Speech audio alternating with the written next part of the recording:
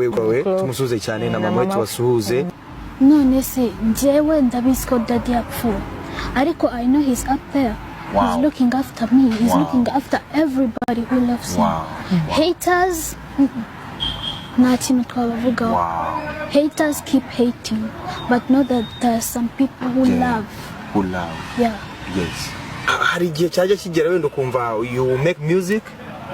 Maybe. Maybe. I've written a few songs. Wow. Uramutse ukoze umuziki. In case wakora umuziki umeze gute?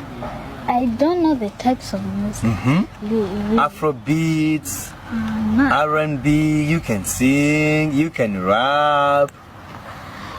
Just singing. Singing? Yeah. Okay. Maybe you can do pure R&B, Afro fusion. Zino ndirimbo nyine ziba zihuta ariko zirimo kuririmba kubera kuvuga uti nge nzaririmba. Ni nk'iyejo ruba wumva yihuta igenda buhoro.